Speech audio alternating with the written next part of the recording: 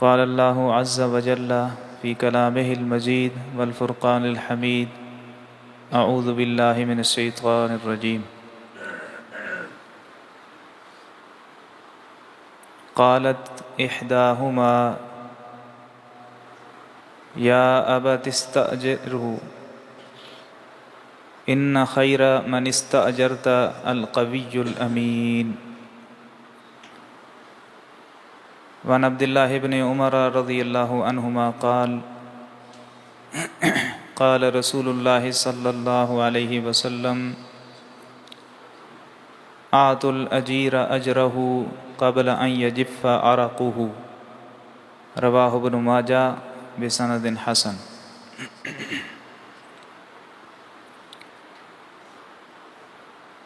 اللہ رب العالمین کی یہ اپنی تقسیم ہے کہ اللہ تعالیٰ دنیا میں کسی کو حاکم بنا دے اور کسی کو محکوم، کسی کو مالک بنا دے اور کسی کو اس کا مملوک بنا دے، کسی کو مال و زر سے دولت سے نواز دے اور کسی کو فقر و فاقہ اور مسکینی کے اندر مبتلا کر دے۔ یہ اللہ رب العالمین کی اپنی تقسیم بھی ہے اور اللہ رب العالمین کی اس میں حکمت بھی ہے۔ اللہ کی تقسیم پر راضی رہنا جس حال میں وہ رکھے، یہ ایک اچھے مومن مسلمان کی صفت اور خوبی ہے۔ مال و متاع کا زیادہ اور کم ہونا یہ کامیابی کی دلیل نہیں ہے۔ مال و زر کا زیادہ ہونا یہ اللہ کے نزدیک کامیابی کا معیار نہیں ہے۔ اگر یہ کامیابی ہوتی ہی مال و زر کا زیادہ ہونا، بہت امیر ہونا، غنی ہونا، تو اللہ رب العزت سب سے زیادہ مال و دولت نبی مکرم کو دیتے صلی اللہ علیہ وسلم۔ زندگی آپ کی دیکھی جائے تو غربت اور افلاس کے اندر گزری ہے۔ ایسے دن بھی آئے ہیں کہ پیٹ پر پتھر باندھنے پڑے، یعنی غربت کی انتہا ہے۔ اور صحابہ کرام رضی اللہ تعالی عنہم کہتے ہیں کہ ایک غزوے کے موقع پر تو ہم کیکر کے پتے کھانے پر مجبور ہو گئے تھے، اس قدر غربت۔ تو اس کا مطلب ہے کہ یہ اللہ کی اپنی تقسیم ہے، دنیا کے اندر کسی کو زیادہ دے دے، کسی کو کم دے دے۔ اسی طرح دنیا میں مقام و مرتبہ کا کسی کو مل جانا، یہ بھی اللہ کی اپنی تقسیم ہے کہ کسی کو حاکم بنا دے اور کسی کو رعایا میں شامل کر دے، یہ اللہ کی اپنی تقسیم ہے۔ انسان کو یہ چاہیے کہ وہ جس حال کے اندر ہے، اگر مقام و مرتبے میں دوسروں سے فائق اور بلند ہے تو اپنی اوقات اسے نہیں بھولنی چاہیے کہ میں اللہ کا بندہ ہوں، اللہ کی مخلوق ہوں، میں ایک انسان ہوں، اور دوسرے ماتحت لوگوں کو بھی وہ اپنی طرح ایک انسان، اللہ کا بندہ، اللہ کی مخلوق میں سمجھے۔ رسول اللہ صلی اللہ علیہ وسلم کی تعلیمات بھی ہمیں یہی بتاتی ہیں۔ اللہ کے نبی صلی اللہ علیہ وسلم بحیثیت ایک نبی، اللہ کے بعد اس کائنات میں افضل، اور بحیثیت ایک بہت بڑی ریاست کے حاکم ہونے کے ناطے کبھی بھی تکبر، غرور کو اپنے قریب نہیں آنے دیا۔ اپنے اصحاب رضی اللہ عنہم جو آپ کے شاگرد بھی تھے اور ایک لحاظ سے آپ کی خادم بھی تھے، رویے اور کردار کے اندر اور گفتگو میں اور اٹھنے بیٹھنے میں کبھی بھی یہ محسوس نہیں ہونے دیا کہ میں تم سے بہت زیادہ فائق ہوں، یا کبھی گفتگو کے اندر اگلوں کو نیچا دکھانا یا محفل اور مجلس میں کسی کی تحقیر کر دینا۔ اللہ کے نبی صلی اللہ علیہ وسلم ان باتوں سے کوسوں دور تھے۔ معاذ بن جبل رضی اللہ تعالیٰ عنہ سواری پر سوار کر دی اللہ کے نبی صلی اللہ علیہ وسلم نے، اور خود مہار پکڑ کر سواری کے ساتھ چل رہے ہیں۔ یہ انتہا درجے کی عاجزی ہے جو اللہ کے نبی صلی اللہ علیہ وسلم نے اپنی امت کو سکھائی۔ یکم مئی کو ہم لیبر ڈے مناتے ہیں، یوم مزدوراں، اور اس پر چھٹی بھی کی جاتی ہے، یہ الگ بات ہے کہ مزدور اس دن بھی وہ مزدوری کر رہا ہوتا ہے۔ اصل میں المیہ یہ ہے کہ ہم نے کچھ دن تو مختص کر دیے، مزدور کے نام پر ایک چھٹی کر دی، کبھی اقبال ڈے کے نام پر ایک چھٹی کر دی، کبھی والدین کے دن پر اس کو فادر ڈے کا نام دے دیا، اس پر چھٹی کر لی۔ اصل المیہ یہ ہے کہ ہم اپنی قوم میں یہ شعور بیدار نہ کر سکے کہ مزدور کے حقوق کیا ہیں۔ فادر ڈے کالجز یونیورسٹیز کے اندر اسٹوڈنٹس کو بتایا جاتا ہے، لیکن افسوس یہ کہ ہم اپنے طلبہ کی یہ تربیت نہ کر سکے کہ والدین کے حقوق کیا ہیں۔ اس طرف قوم کو لانے کی ضرورت ہے۔ ہمارے بچوں کو یہ پتہ ہوتا ہے کہ آج چھٹی ہے، کس بات کی چھٹی ہے، لیبر ڈے ہے، اس سے آگے ان کو کوئی پتہ نہیں ہوتا۔ ہمارے بچوں کو یہ پتہ ہوتا ہے کہ آج فادر ڈے ہے، ایک فنکشن رکھا گیا ہے کالج اور یونیورسٹی کے اندر ہمارے اسکول میں، لیکن کیا والدین کے حقوق کیا ہیں اپنی اولاد پر، کس قسم کا بیہیویئر اختیار کرنا چاہیے ان کے سامنے، یہ ہمارے بچوں کو نہیں سکھایا جاتا۔ اور یہی وجہ ہے کہ ہماری قوم تربیت کے معاملے میں، اخلاقیات کے معاملے میں آئے روز پیچھے جا رہی ہے۔ فقدان ہے تربیت کا ہمارے بچوں کے اندر، ہماری نوجوان نسل میں۔ آپ دیکھ لیں اللہ کے نبی صلی اللہ علیہ وسلم کا سب سے زیادہ فوکس اس بات پر رہا ہے لوگوں کی اخلاقیات پر تربیت کی جائے۔ حالانکہ اللہ کے نبی صلی اللہ علیہ وسلم کے دور کے اندر آپ سے پہلے جو شخصیات بڑی بڑی گزری ہیں، جد الانبیاء ابراہیم علیہ السلام اور بڑے بڑے انبیاء، تو ان کے نام پر کوئی ایک خاص دن مقرر کر دیا جاتا کہ ٹھیک ہے آج کوئی ورکنگ نہیں ہوگی، کسی قسم کا کام نہیں ہوگا، سارے گھروں میں بیٹھیں گے، چھٹی ہوگی۔ آپ نے اسوہ حسنہ سکھایا ہے، سیرت کو پڑھنے کی تلقین کی ہے، اخلاقیات سکھائی ہیں، عادات مبارکہ بتلائی ہیں، اور اللہ رب العزت نے بھی یہی انداز اپنایا قرآن کے اندر، جہاں انبیاء کا تذکرہ کیا، ابراہیم علیہ السلام کا یا دوسروں کا۔ کنسیپٹ یہ نہیں دیا گیا کہ ان کے نام پر ہم کوئی چھٹی کریں یا کوئی رسوم و رواج یہ کریں، نہیں، ان کی صفات حمیدہ اللہ تعالیٰ نے گنوائی ہیں کہ فلاں نبی جو ہے یأمر اہلہ بالصلاۃ، گھر والوں کو نماز کی تلقین کرتے تھے، فلاں لقمان علیہ السلام اپنے بیٹے کو توحید پر رہنے کی تلقین کی ہے۔ یہ اوصاف اللہ تعالیٰ نے گنوائے ہیں کہ بعد والے لوگ، آنے والے امتیں، ان میں اخلاقی تربیت پیدا، اور یہ اسی چیز کا فقدان ہے ہمارے اندر۔ تو بات چل رہی تھی یکم مئی کے حوالے سے، اسلام کے اندر ایک بہت بڑا چیپٹر ہے کہ آپ کے ماتحت لوگ جو ہیں، آپ کے خادم اور مزدور، ان کے ساتھ آپ کا رویہ اور کردار کیسا ہونا چاہیے۔ آپ دیکھ لیں کہ دین اسلام کے اندر کوئی شعبہ، کوئی زاویہ ایسا خالی نہیں چھوڑا گیا کہ جس کے متعلق رسول اللہ صلی اللہ علیہ وسلم نے ہماری رہنمائی نہ کی ہو۔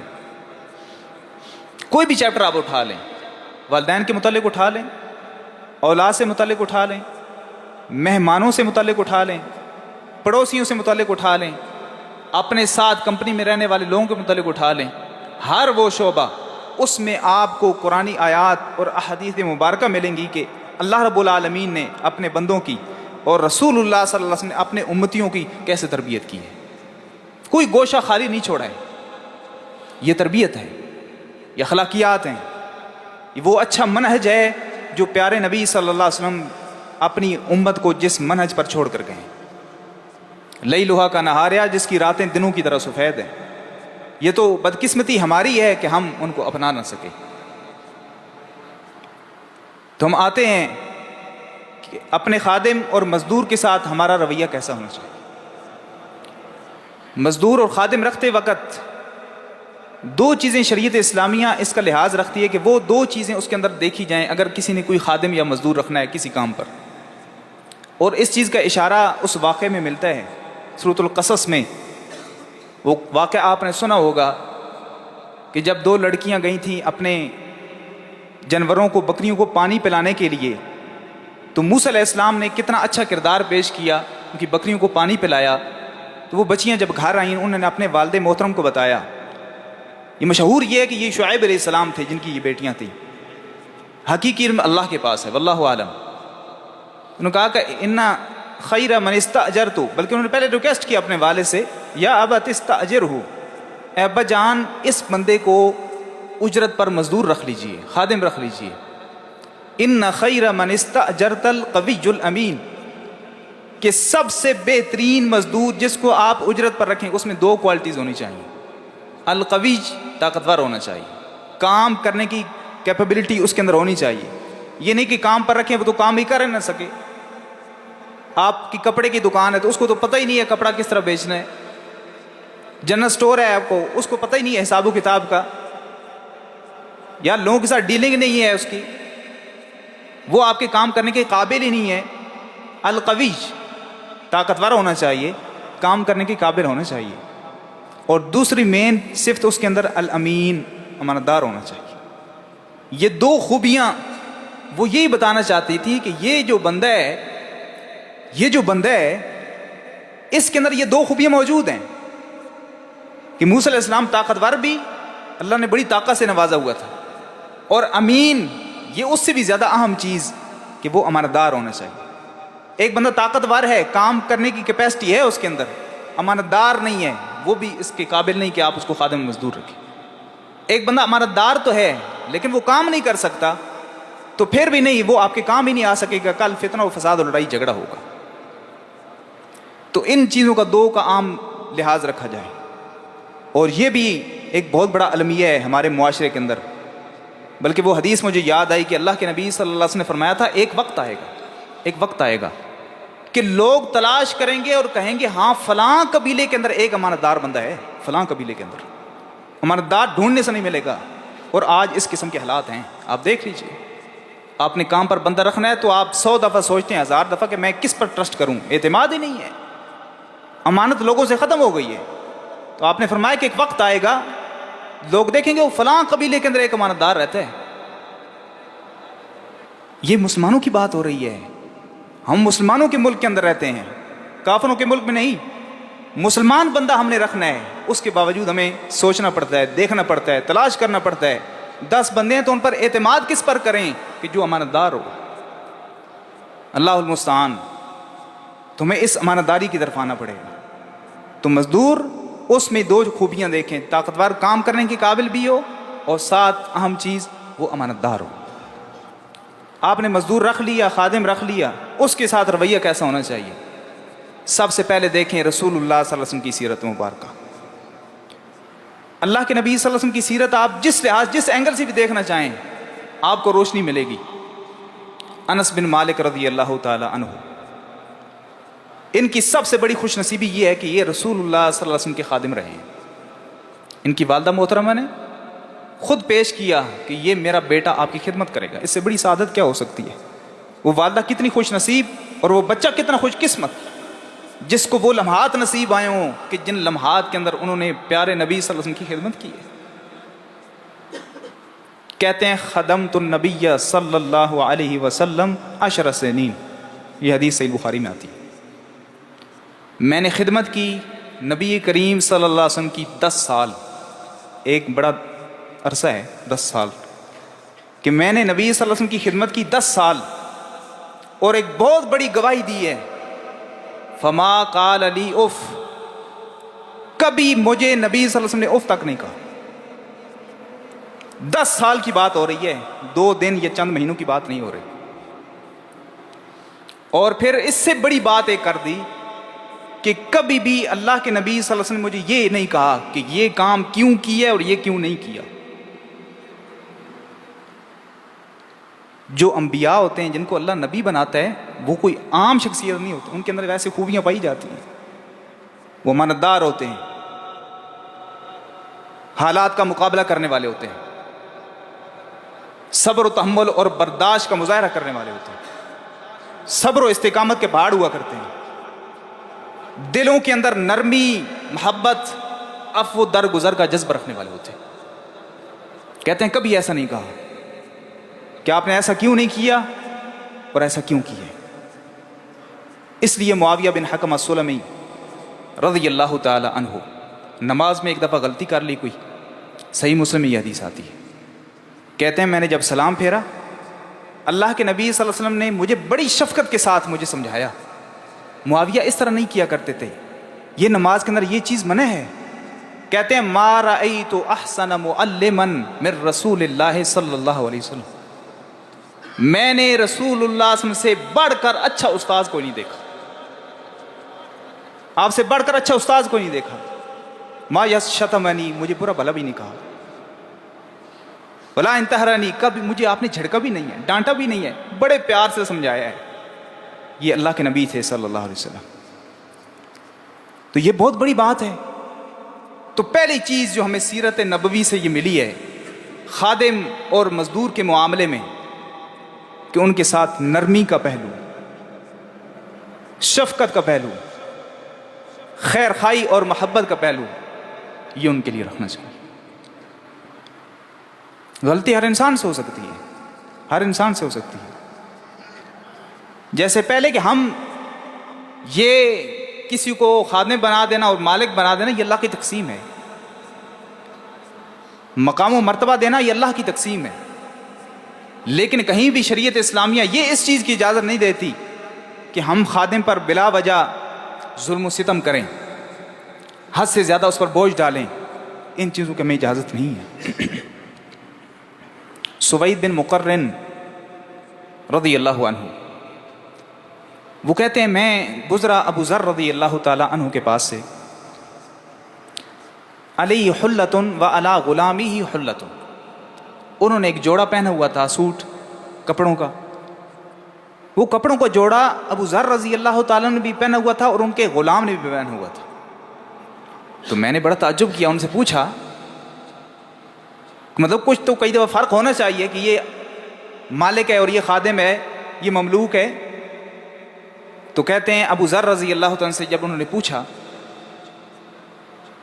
تو ابو ذر رضی اللہ تعالیٰ نے آگے پھر ان کو حدیث سنائی کہ ایک دفعہ غلطی سے میں نے اپنے خادم کو برا بھلا کہہ دیا, تو پھر اللہ کے نبی صلی اللہ علیہ وسلم نے فرمایا ان اخوانکم خبلکم, یہ تمہارے بھائیوں کو اللہ نے تمہارے ماتحت کیا ہے. یہ تمہارے بھائی ہیں جن کو اللہ نے تمہارے ماتحت کیے ہوئے.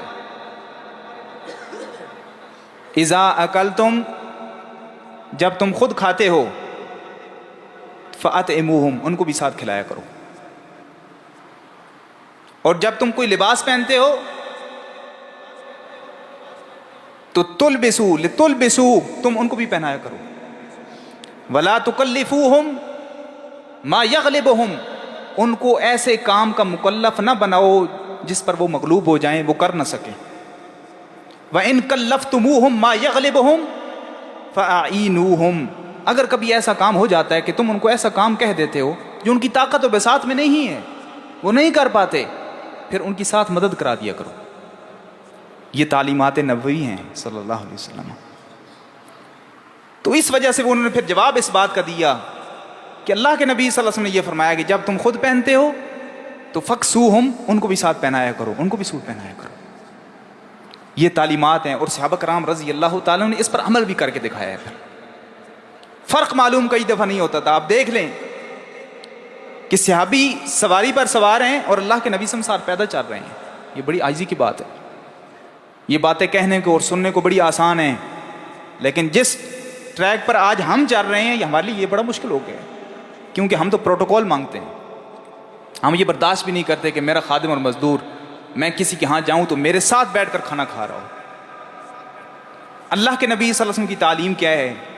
صحیح بخاری اور صحیح مسلم میں حدیث آتی ہے. ابو ہریرہ رضی اللہ تعالیٰ عنہ اس حدیث کے راوی, اذا جاء احدکم خادمہ بطعام, جب تم میں سے کسی ایک کے پاس اس کا خادم کھانا لے کر آتا ہے, کھانا لے کر آتا ہے, تو صحیح مسلم میں یہ بھی الفاظ آتے ہیں کہ کھانا لے کر آیا, وَإِنْ كَانَ الطَّعَامُ مَشْفُوحًا, اگر کھانا وہ کم ہے, قلیلاً تھوڑا ہے,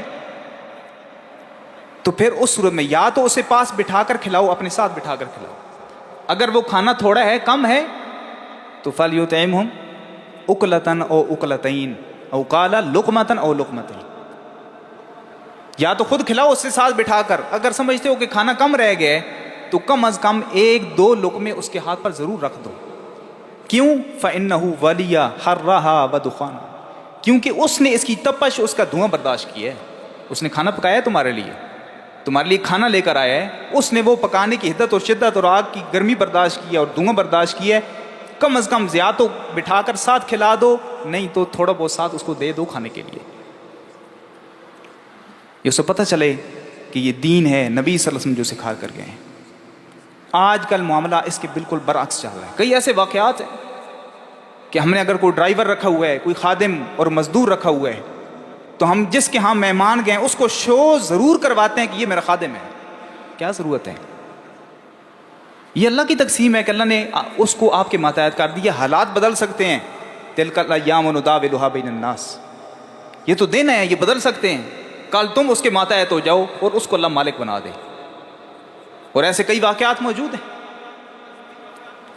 لیکن ہم یہ سمجھ رہے ہوتے ہیں کہ شاید میں نے ہمیشہ اسی طرح رہنا ہے اور اس نے ہمیشہ اسی طرح رہنا ہے. ایسا نہیں ہے، یہ اللہ کی تقسیم ہے، اللہ کی تقسیم ہے. پھر دوسری چیز، مزدور رکھا ہوا ہے، اس کی اجرت اس کے وقت پر ادا کرنا، اس کے اندر کسی قسم کی کمی زیادتی نہ کرنا، شریعت اسلامیہ اس کی تلقین کرتی ہے.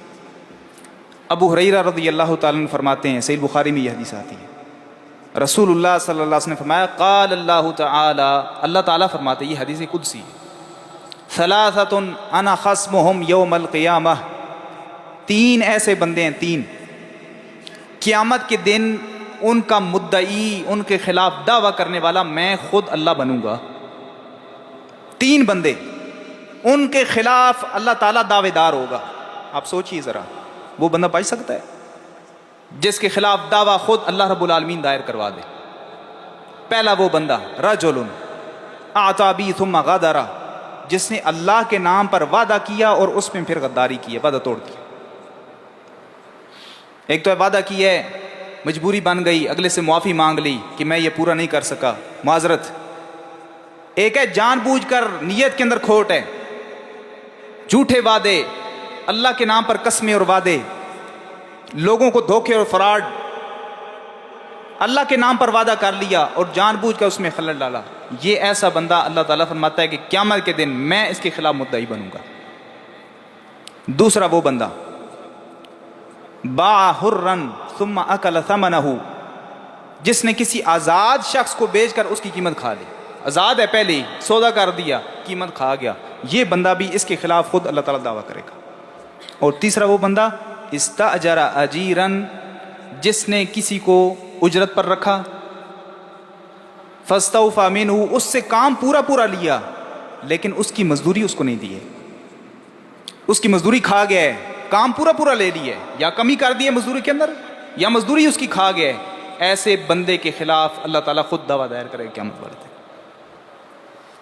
کیا کہیں میں ان لوگوں کی لسٹ میں شامل تو نہیں ہوں کہ میرا خادم اور مزدور ہے اور میں اس کی کہیں قیمت تو نہیں کھا جاتا؟ اس کی مزدوری 4000 مقرر کر دی ہے، کام بھی پورا لیا ہے، اور اینڈ پر میں کہہ دیتا ہوں نہیں میرے پاس اتنی میں نہیں دے سکتا، لینے تو لے لو نہیں تو چلے جاؤ. نہیں، اس کی مزدوری جتنا اس کا حق بنتا ہے، جتنی طے ہوئی ہے وہ پہلے سے طے کر لینی چاہیے. یہ بہترین ہے، اس سے بندہ فتنہ فساد اور لڑائی جھگڑے سے بچ جاتا ہے. تو پھر اس کو مزدوری اس کو پوری دینا، یہ مسلمان کا حق بنتا ہے. اور اس پر کتنا اجر ہے، پوری اگر آپ مزدوری دیتے ہیں اس پر اجر بھی ہے. اور وہ واقعہ مشہور صحیح بخاری میں آتا ہے، آپ نے پڑھا کتابوں کے اندر، سکول کی کتابوں کے اندر بھی شامل ہوتا ہے. وہ واقعہ کہ 3 لوگ غار کے اندر بند ہو کے رہ گئے تھے. ایک بھاری بھرکم پتھر غار کے منہ پر آ گیا، وہ پھنس گئے، اللہ رب العالمین سے التجا کرنے لگے. اللہ تعالیٰ کو اپنے نیک جو کام ہیں ان کا واسطہ دیا کہ یا اللہ میں فلاں نیک کام کرتا ہوں، فلاں نیک کام کرتا ہوں، ہمیں اس مشکل سے آزاد کر دے. ان میں سے ایک وہ بندہ تھا جس نے کہا تھا یا اللہ میں نے ایک مزدور رکھا ہوا تھا، اس نے مزدوری کی، جب اجرت کا وقت آیا تو میں نے اسے ایک فرق چاول، کچھ کلو چاول کے بدلے میں نے اسے رکھا ہوا تھا کہ اتنے چاول میں آپ کو دوں گا.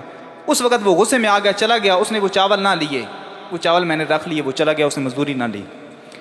پھر میں نے کاشت کی، فصل اگی، اس کے بدلے اللہ نے مجھے مال و دولت دیا، میں نے بھیڑ بکریاں اور یہ گائے بیل لیے، یہ ریوڑ میرا بنا. یا اللہ پھر ایک عرصے کے بعد دوبارہ وہ واپس لوٹا اپنی مزدوری لینے کے لیے. تو جب اس نے مجھے مزدوری مانگی تو میں نے کہا کہ یہ لے جاؤ، جتنے گائے بیل ہیں یہ سارے تمہارے ہی ہیں، تم لے جاؤ. اس نے کہا تم میرے ساتھ مذاق کر رہے ہو، یہ میرے کیسے ہوئی ہے؟ انہوں نے کہا یہ تیرے ہی ہیں، کیونکہ یہ تیری مزدوری تھی، وہ چاول تم چھوڑ گئے تھے، میں نے دوبارہ فصل کاشت کی ہے، وہ فصل ہوگی، اللہ تعالیٰ نے مجھے مال و متاع دیا، ان کے ذریعے میں نے یہ سب کچھ خریدا، یہ اصل میں تیری مزدوری ہے، یہ سارا ہی لے جا۔ کہتے ہیں کہ یہ الفاظ اس کو کہنے تھے اور وہ اس غار سے پتھر تھوڑا سرک گیا۔ یہ نیک کام یہ انسان کو مصیبتوں سے بھی بچاتے ہیں۔ حسنات، اعمال صالحہ، ان کے وسیلے سے آپ اللہ سے دعا بھی کر سکتے ہیں کہ یا اللہ میں نماز پڑھتا ہوں،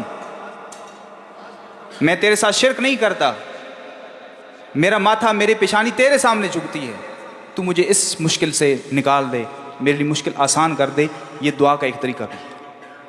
اسی طرح دوسرے نے تیسرے نے اپنے نیک کاموں کا وسیلہ پیش کیا اور اللہ تعالیٰ نے اس غار سے ان کو نجات دے دی۔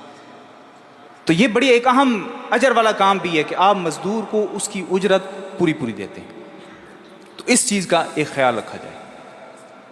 تیسری چیز، مزدور اگر غلطی کر لیتا ہے کوئی ایسی، آپ کو غصہ آ جاتا ہے، تو اس کو تھپڑ مارنا اسپیشلی چہرے پر، یہ شریعت اسلامیہ نے منع کیا ہوا ہے۔ عام اس کے علاوہ بھی، مزدور کے علاوہ بھی کسی کے لیے چہرے پر تھپڑ مارنا یہ جائز نہیں ہے، حرام ہے۔ اللہ کے نبی صلی اللہ علیہ وسلم نے اس سے منع کیا ہوا ہے۔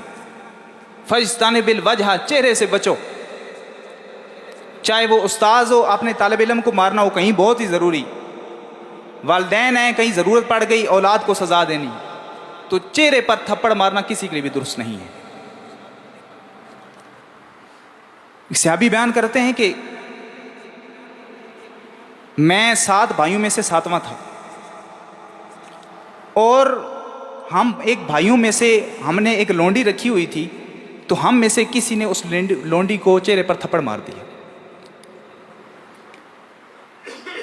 انہوں نے کسی شخص کو اس وقت دیکھا تھا، یہ حدیث انہوں نے اس وقت سنائی جب انہوں نے کسی شخص کو دیکھا کہ اس نے اپنے خادم کو چہرے پر تھپڑ مار دیا، تو انہوں نے کہا فإنہ محرم، یہ تو حرام ہے چہرے پر تھپڑ مارنا۔ پھر انہوں نے یہ حدیث سنائی کہ ہم نے بھائیوں میں سے کسی نے لونڈی کو تھپڑ مار دیا، تو اللہ کے نبی صلی اللہ علیہ وسلم نے حکم دے دیا تھا کہ اس کو آزاد کر دو، ابھی اس لونڈی کو آزاد کر دو۔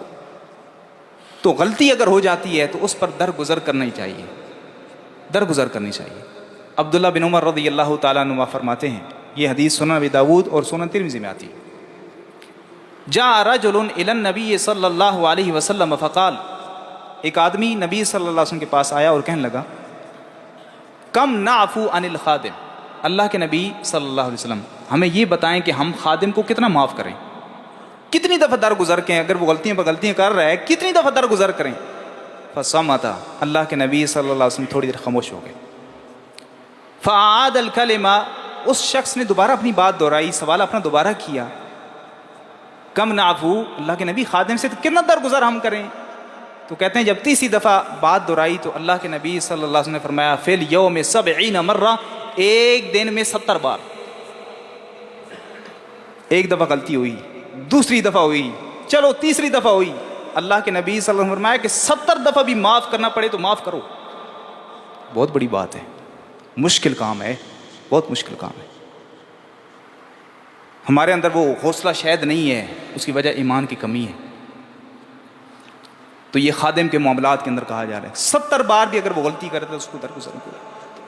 ہم بعض اوقات ایک بندہ ہے، آپ اس کی طبیعت و مزاج کو سمجھتے ہیں کہ وہ نرمی کی وجہ سے جان بوجھ کر گڑبڑ کر رہے ہیں، حالانکہ وہ کر سکتا ہے، لیکن جان بوجھ کر اگر وہ ایسا کر رہا ہے تو بوقت ضرورت آپ اس کو اس کی کچھ نہ کچھ سزا اس وجہ سے دے سکتے ہیں تاکہ وہ امانتداری کی طرف آ جائے، اپنے معاملے کی اصلاح فرمائے۔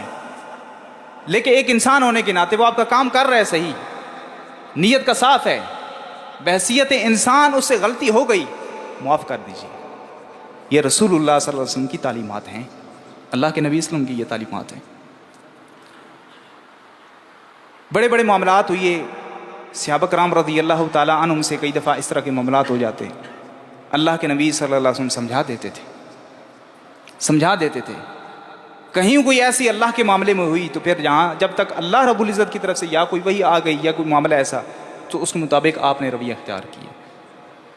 تو کوشش کیجئے کہ ہمارے خادم اور ہمارے ماتحت لوگ کام کرنے والے، الا کلکم مسئول وکلکم مسئول عن رعیتہ، تم سب سے سوال کیے جانے والا ہے، رسول اللہ صلی اللہ علیہ وسلم نے فرمایا، اور ہر کسی سے اپنی رعایا کے بارے میں سوال کیا جائے گا۔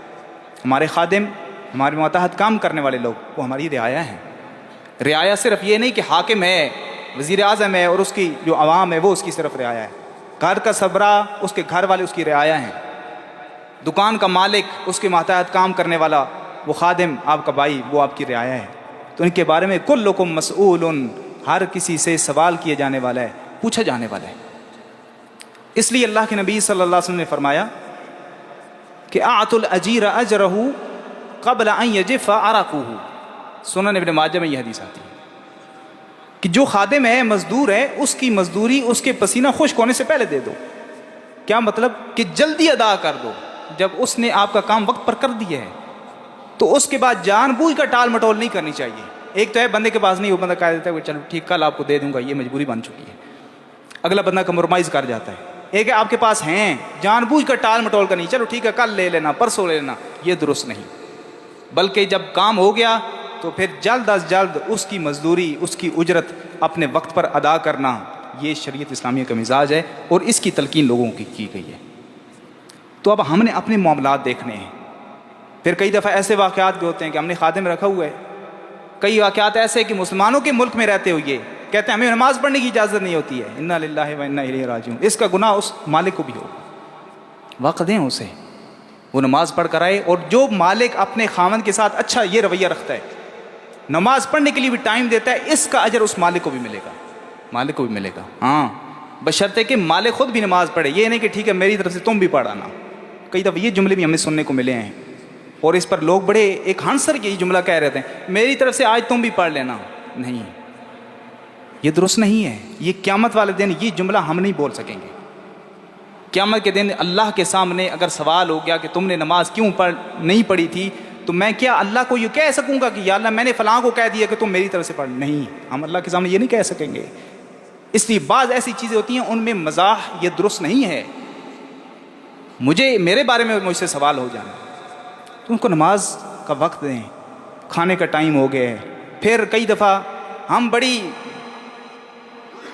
جو لینگویج استعمال کر رہے ہیں ان کی بڑی رف ہوتی ہے، یہ درست نہیں ہے. اور یہ من حیز القوم ہم اس کے اندر مبتلا ہے. چاہے ایک استاذ ہے، آپ نے طالب علم کو اگر بلائے تو اس کا یہ مطلب نہیں کہ بالکل رف لینگویج یوز کی جائے. والدین ہیں، اپنے اولاد کو بلا رہے ہیں کہ ٹھیک ہے وہ ان کی اولاد ہے، یہ شریعت اسلامیہ قطعاً اجازت نہیں دیتی والد یا والدہ کو کہ وہ اپنے بیٹے کو بچی کو گالی دیں. یہ درست نہیں ہے. مالک ہے وہ خادم اس کا ضرور ہے، کہیں بھی شریعت اسلامی نے یہ اجازت نہیں دی کہ وہ اپنے خادم کو گالی دے. یہ درست نہیں ہے. تو اس طریقے سے بلائیں تاکہ اگلا بندہ متاثر ہو. اور کئی لوگ ہم نے ایسے دیکھے ہیں جو بالکل بے نمازی، اچھا مالک تھا، اچھا بیہیویئر پیش کیا، رویہ کردار اچھا تھا، اور ان کی زندگی تبدیل ہوئی ہے. وہ دین پر آ گئے ہیں. بے نمازی تھے وہ نمازی بن گئے ہیں. روزے نہیں رکھتے تھے، رمضان کے روزے رکھنے شروع کر دیے گئے. تو یہ آپ کی وجہ سے ان میں چینجنگ آنی چاہیے، بجائے یہ کہ ایک وقت ایسا ہو کہ وہ نماز پڑھتا تھا اور آپ کی چھٹی نہ دینے کی وجہ سے ایک لمحہ ایسا آیا کہ وہ بھی بے نمازی بن گیا. اس کا گناہ پھر اس بندے پر بھی ہوگا جس نے اس کے ساتھ ایسا رویہ اختیار کیا ہے. تو یہ اللہ کے نبی صلی اللہ علیہ وسلم کی تعلیمات ہیں جو ہمیں سکھاتی ہیں کہ اپنے ماتحت لوگ، اپنے خادم اور اپنے مزدور، اس کے ساتھ ایسا اچھا رویہ اختیار کریں جس رویے کے بارے میں ہمیں اللہ کے نبی صلی اللہ علیہ وسلم نے تعلیمات دی ہیں اور تلقین کی ہے. ہر بندے کو اپنے جیسا یہ سمجھے اس لحاظ سے کہ وہ آدم کی مخلوق ہے، وہ بھی تھک جاتا ہے جس طرح میں تھک جاتا ہوں. اس کو بھی مشقت ہوتی ہے جس سے مجھے مشقت ہوتی ہے. بھوک اس کو بھی لگتی ہے جس طرح مجھے لگ دیتی ہے. عید پر اس کا بھی دل چاہتا ہے کہ میں گھر میں عید کروں جس طرح مجھے دل چاہتا ہے. کپڑا پہننے کا دل اس کو بھی کرتا ہے جسے مجھے چاہتا ہے کہ میں بھی صاف کپڑے پہنوں، اچھے کپڑے پہنوں. ہاں، مزدور کے لیے بھی احکامات ہیں کہ وہ اپنے مالک کے ساتھ کیسا کرے. اس کو ہنیسٹ ہونا چاہیے، ایماندار ہونا چاہیے، کام کے اندر گڑبڑ نہیں کرنی چاہیے، ماپ تول کے اندر کمی و زیادتی نہیں کرنی چاہیے. اس کو بھی چاہیے اپنے مالک کے ساتھ اچھا رویہ اختیار کرے. اللہ رب العالمین عمل کی توفیق عطا فرمائے. علیہ البلاغ.